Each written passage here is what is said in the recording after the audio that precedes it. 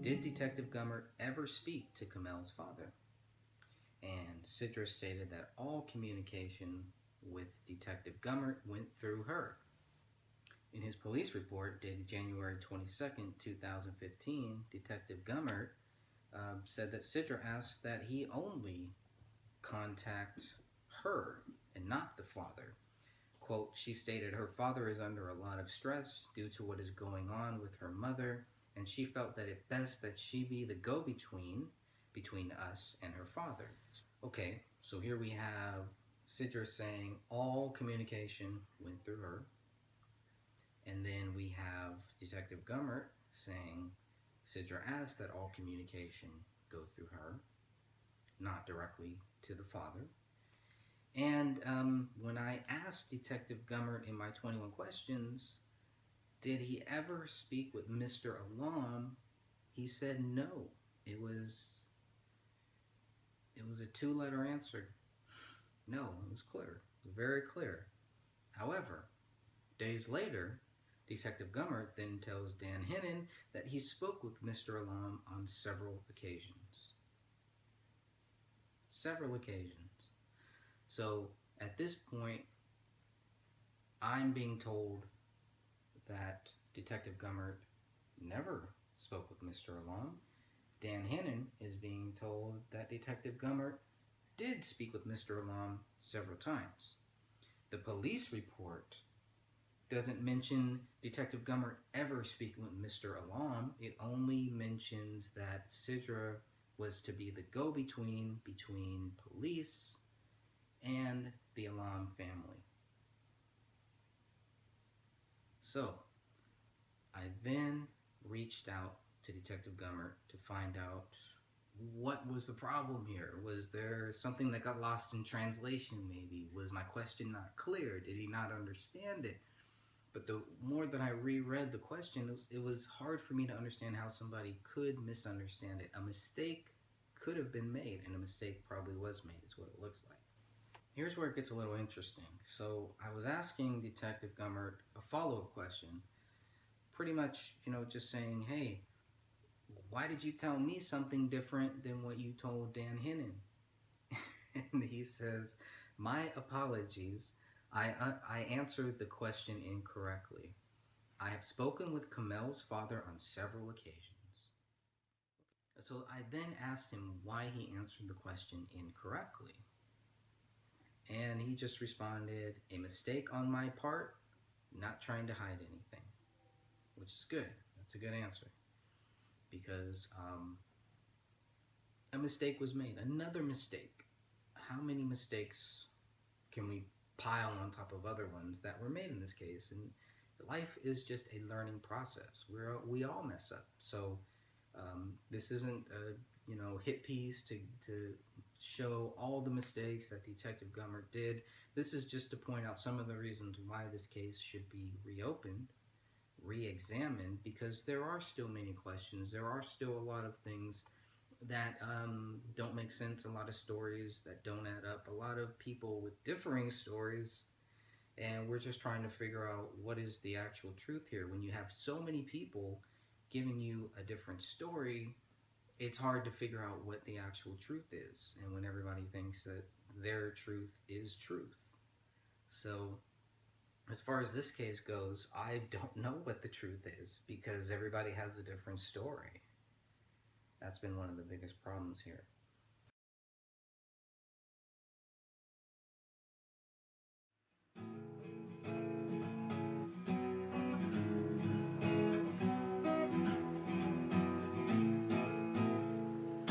Come on, baby, dry your eyes, wipe your tears away.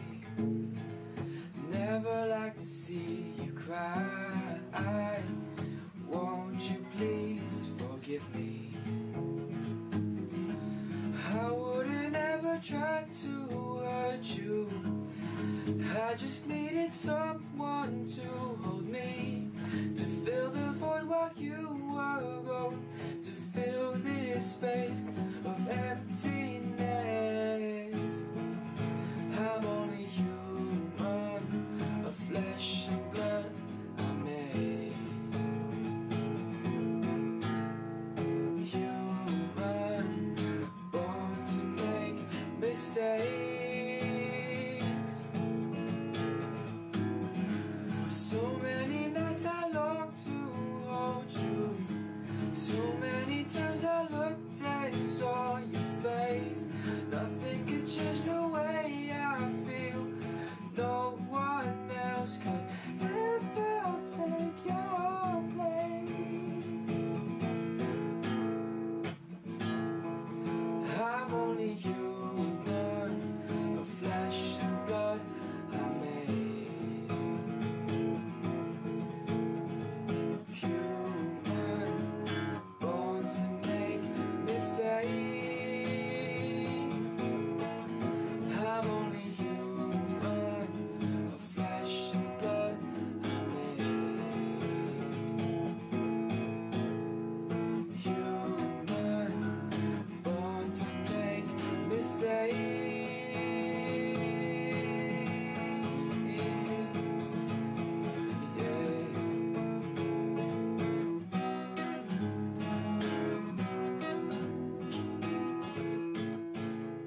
Police say there are photos of the bullet hole in the living room on January 17th.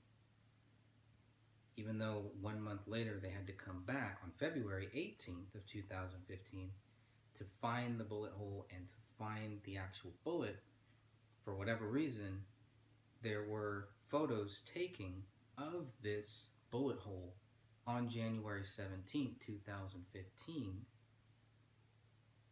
and they still missed it. Even by their own photos that the police took, they still could not find this bullet. They still could not find this bullet hole. Okay, well, police moved things around in the living room, yet they did not look up to see a bullet hole above their heads. Whew. I mean, that calls into question just about everything else that they did in this case, right? That should at least make us want to get a second look, a third look. That should raise some eyebrows in the Apple Valley Police Department and possibly in the Dakota County Sheriff's Department as well. Now, police were in the house 3 times within 34 days. January 17th, January 19th, and February 18th of 2015. Detective Gummert doesn't know the exact date of when he saw the bullet hole in the living room. I think it would be nice to get the actual photos of the bullet hole on January 17th. And the next information disclosure request that we put in will ask for those photos. We will also ask for photos of the murder weapon where it was found.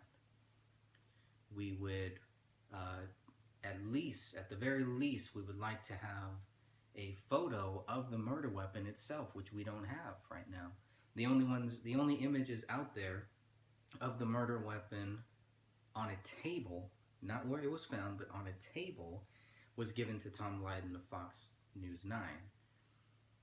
And so it's public, it's out there, not the best quality, but the photo's there. So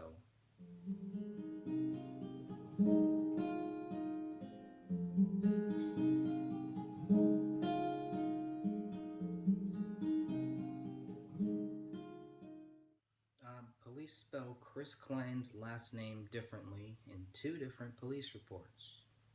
Klein, Klien, both by Detective Brian Bone.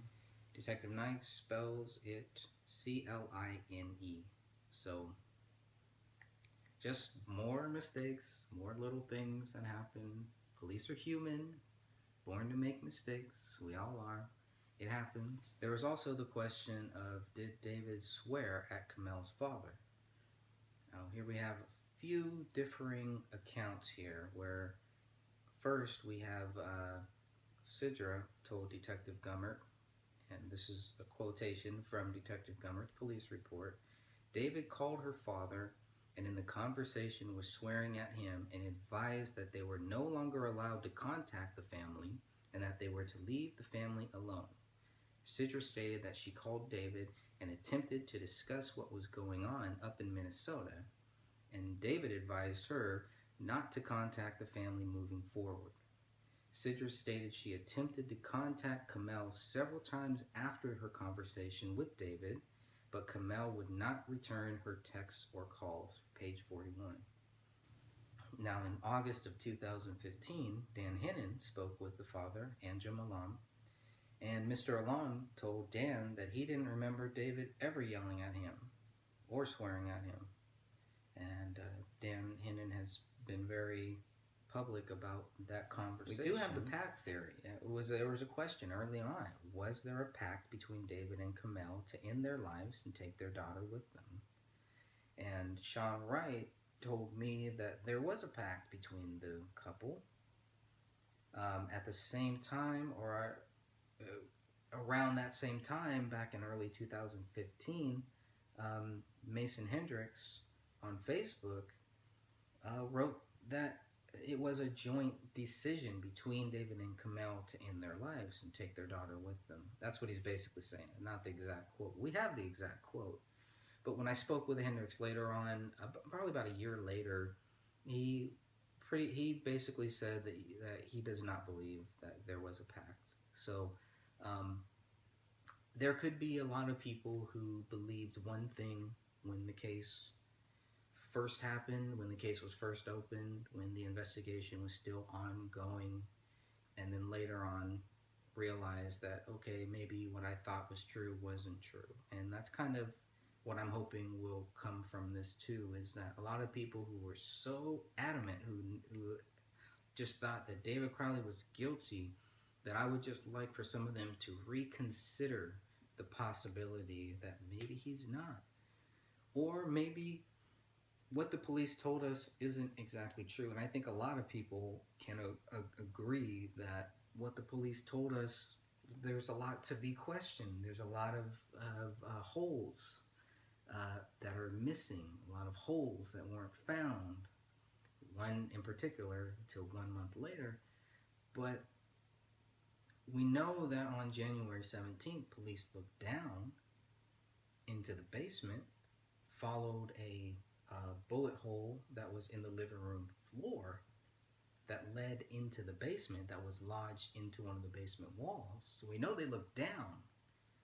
And if their theory is true that there were photos taken on January 17th of the living room ceiling, then we know that they looked up. The only question is, why didn't they see the bullet hole in the living room? And I asked Mason Hendricks this, and he also wanted to give them the benefit of the doubt, and said that because there was a Christmas tree there, that it blocked the view of where the bullet hole was. And he's not saying that that's exactly what happened, but that's his that was his view on it, was why they missed the hole, because that was a big question. How do you miss a hole? He even asked that, how do you miss a hole? But so at first I was like, okay, that makes sense, I guess. But when they move the Christmas tree, and you can tell the Christmas tree has been moved, at that point they should have seen the hole in the ceiling. So, not nitpicking. I mean, this is a big deal. This isn't just like they just missed one little hole and it had nothing nothing to do with the case.